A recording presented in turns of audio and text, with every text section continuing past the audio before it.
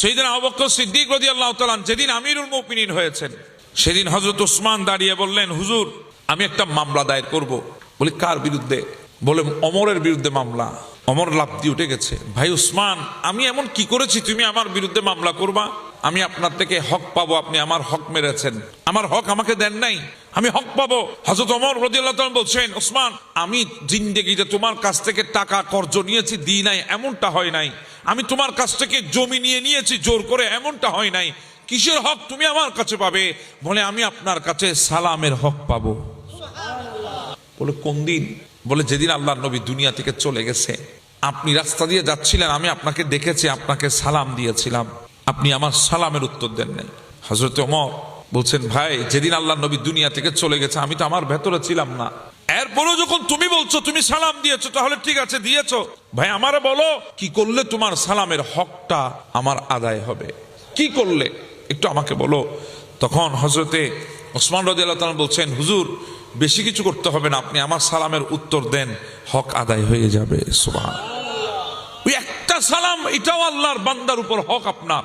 আজকে আপনি স্ব ইচ্ছায়, নিজের ইচ্ছায় কত মানুষ আপনাকে সালাম দেয়, আপনি দেখেও না দেখার ভান করে, শুনেও না শোনার ভান করে আপনি রাস্তা দিয়ে চলে যান, মানুষের সালামের উত্তর দেন না। কেন জানেন? মানুষটা আপনার বরাবর নয় বলে, মানুষটা গরিব বলে, মানুষটা অসহায় বলে। হঠাৎ সালামের উত্তর দিলে মানুষটা যদি কিছু চেয়ে বসে, সেই ভয়ে আপনি সালামের উত্তর দেন নাই। মনে রাখবেন, এটা আপনার বাহাদুরি ছিল না, বরঞ্চ কাল হাসরের ময়দানে আল্লাহর কাঠগড়ায় আপনাকে দাঁড় হতেই হবে। একটা সালামের হকের জন্য আপনাকে দাঁড় হতে হবে। আর সালাম এটা কত বড় নিয়ামত জানেন? মানুষের হৃদয় থেকে হিংসা, ফিতনা বের করে দেওয়ার অন্যতম অস্ত্র হচ্ছে সালাম।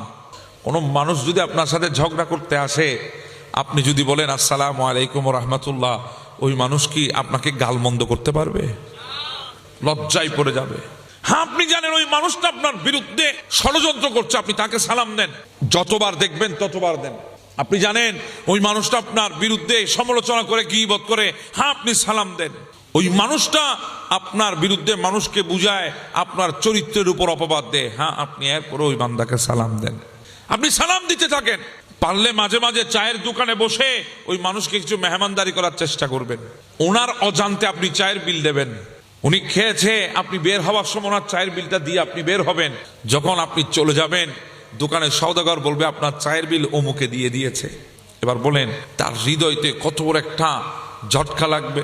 চিন্তা করেন আপনি, কত বড় একটা তার হৃদয়ের মধ্যে ধাক্কা লাগবে। আপনি চিন্তা করেন, সে যদি মানুষের বাচ্চা হয়, সে তো চিন্তা করবে, হায় আমি তো